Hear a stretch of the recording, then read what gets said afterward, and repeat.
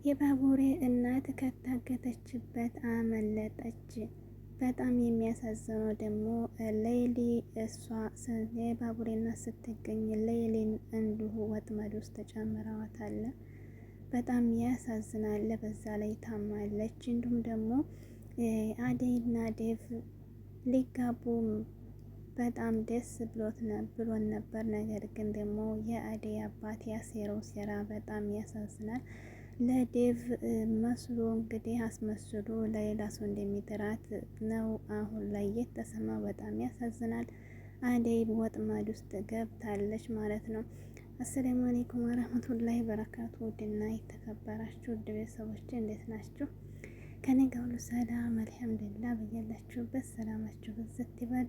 ሰብስክራይብ ላይ ሼር እያደረጋችሁ ቤተሰብ ሆኖ ውድ ቤተሰቦቼ እንግዲህ ባለፈው አደይ ልታገባ ዴቭና አደይ ሊጋቡ ሽማግሌ ልልክ በሀገራቸው ባህል ግን መጀመሪያ አደይ ወደ ቤተሰቦቿ ጋር መሄድ ስለነበረባት ሄዳ ነበር ማለት ነው። እንግዲህ ዴቭ ሽማግሌ ሊልክ ነበር። ነገር ግን የአደይ አባት በጣም በሚያስቀይም ነገር ነው እንግዲህ ወጥመዱን ያዘጋጀባት ማለት ነው።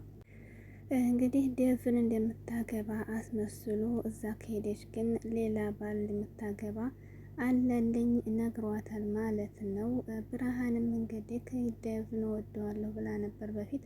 እናቷ በጣም ተቆጥታትና በጣም ሰርባ ነበር ይሄን ነገር እንድትተው ያደረገቻት። ግን ደግሞ ብርሃንም ሳታቅ ነው ይሄን ነገር ያደረገችው፣ ወድ አይደለም ማለት ነው። ምክንያቱም ብርሃን ታማ ወደ አደይ ጋ መታ ነበር በቀደም ማለት ነው።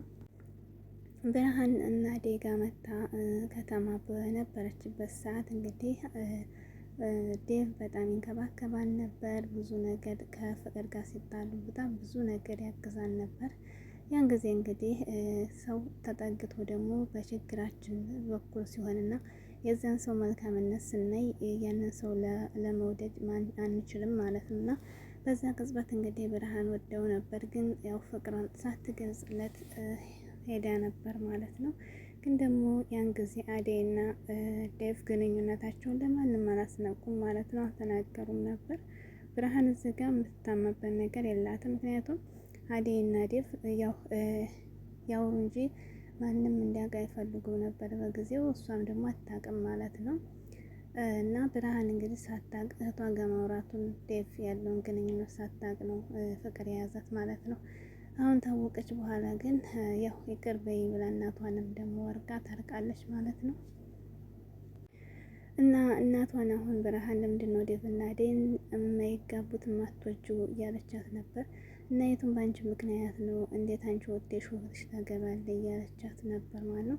እኔ እኮ ያን ጊዜ አላቅም አደይና ዴቭና እሷ ሁለታችሁም ግንኙነት እንዳላቸው አላቅም ነበር። እና አሁን እሷ ሳታሳዝንሽም እንዴ እያለች አደይ እንድታገባ እየገፋፋች ነበር፣ እየለመነቻት ነበር ብርሃን ማለት ነው።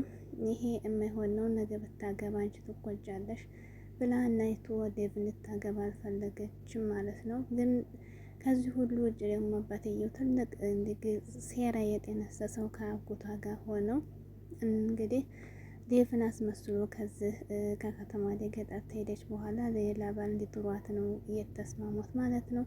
አሁን ላይ እንግዲህ አለልኝ ደግሞ ከእናቷ ጋር ሆኖ እስከዛሬ ከአባቷ ጋር ነበር የሚሰራው። አለልኝ እንግዲህ ፈልጎ አደይን በጣም ትልቅ ነገር ነው የነገራት። አባትሽ እንግዲህ ያሴረውን ሴራን ንገረሽ ለአንቺ አዝነው አስመስሎ ትልቅ የማትፈልጊው ነገር ውስጥ እየጨመረሽ ነበር ያት። ምንድን ነው ስትለው ዴቭን አይደለም ዴቭ እንደምታገቢ ያስመስሎ ራሱ ሊደርሽ ነው ብሎ እንግዲህ አባቱ ከአጎቱ ጋር ሲመጡ አሯሯጡት። እሱም አመለጠ ማለት ነው። ከዚያ በኋላ እንግዲህ ይህን እንዴት ታደርጋለህ አባት አይደለም ብላ ስታመልጥ ጫኔና አጎቷ ሆነው ባንድ ይዘዋታል ማለት ነው። አባትየውም እንዲያታመልጥ ወደ ሀገሯ እንዲያትሄዱ ወደ ከተማ ያዙ ትእዛዝ ሰጥቷቸዋል። አደይም ደግሞ አትንኩኝ እያለች በጣም ሁለቷ ነው ይዘዋታል ማለት ነው። አደይ እንግዲህ በጣም ችግር ውስጥ ናት።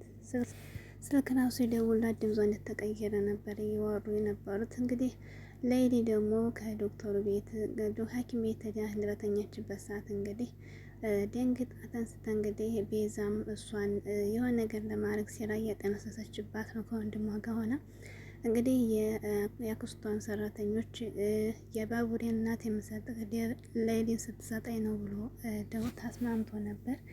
እንግዲህ ሌሊም ደግሞ ከሐኪም ቤት ማንም ሳያት ወጥታለች ማለት ነው። ወጥታ ግን እየጠፍታ ሄዳ የተገናኘችው ከአክስቷ ሰራተኞች ጋር ነው። በጣም ያሳዝናል። ወጥመድ ውስጥ ገብታለች።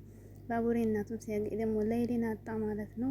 ባቡሬ በጣም ጭንቅ ውስጥ ነው የገባው። እዚህ ደግሞ አደይም ወጥመድ ገባች። በጣም ያሳዝናል በእውነት። ቤዛ እንግዲህ ከዶክተሩ ጋር ገብታ እንግዲህ ትልቅ ሴራ እየተነሰሰች ነው። እንዲሁም ወንድሟ ሄዶ እንግዲህ የሰው እያወሩ ነበር። ወንድሟ ሲደርስበት ዶክተርን ልታከመጠች ነው እያለ ሸወዱ ሄደ ማለት ነው። ዶክተሩ የቤዛ ማንነት ታላወቀና ቤዛን ከዛ ከሐኪም ቤት ካላስወጣ ዶክተር ራሱ ትልቅ ችግር ይመጣበታል። አንደኛውን ሌሊ ጠፋች ማለት ነው። እሷ ደግሞ መድኃኒት እንግዲህ መጥፎ ነገር እያደረገች ነው ቤዛ ካላስወጣት። በእውነት የሌሊና የአደይ መከራ በጣም በዛ። ለምን አይበቃቸውም ግን በጣም በዛባቸው።